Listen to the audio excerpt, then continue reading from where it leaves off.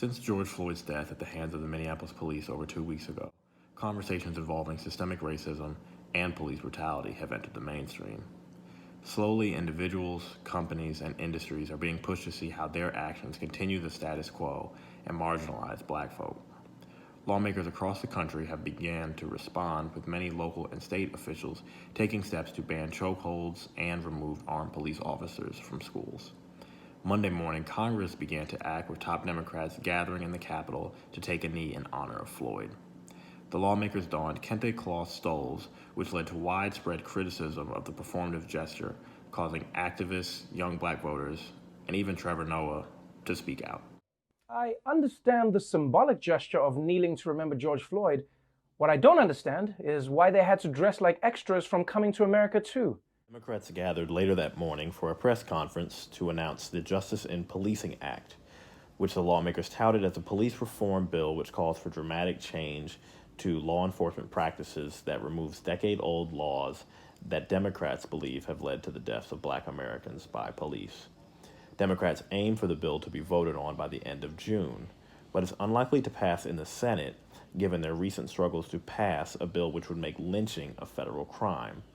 That same provision is in the Justice in Policing Act. With regard to what the legislation does, it can be broken down simply into 3 sections: police accountability, policing transparency through data, and improving police trainings and policies.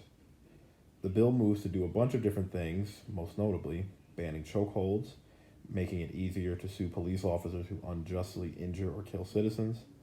It attempts to lower the federal threshold for when officers can be charged with using excessive force, as well as limiting qualified immunity, which currently shields officers from lawsuits over their misconduct in civil suits. The legislation would create a national police misconduct registry, prohibit racial discrimination, bar the use of no-knock warrants in drug cases, which led to the death of Breonna Taylor by Louisville police. It would also develop a national standard on the use of force and limit the transfer of military equipment to police departments. As one would expect, the reaction to the bill has been wide-ranging, depending on which party you ask. Republican House Leader Kevin McCarthy said, referencing to the police, "Democrats want to defund you, but Republicans will never turn our backs on you." The lead sponsor of the bill and chair of the Congressional Black Caucus, Karen Bass, said, "We feel that it is transformative. It will transform the relationship our communities have with the police." And then that leaves for the Democratic presidential nominee, Joe Biden. His spokesperson said early Monday, after the release of the bill, he hears and shares the deep grief and frustration of those calling for reform, but does not believe the police should be defunded. Biden later himself said, "No, I don't support defunding the police. I support conditioning federal aid to police based on whether or not they meet certain standards of decency and honorableness." Democrats have called the legislation the most aggressive push for police reform in the modern era. It still somehow fails to meet the moment. Protesters have gathered across the country for over 2 weeks, not for police to reform their tactics or their training, but a systematic overhaul of what they do. Organizers and activists are having a conversation bigger than simply holding police accountable once another black body lays in the street. Instead, they are looking towards shifting the meaning of public safety, asking broader questions like, why do all police have guns?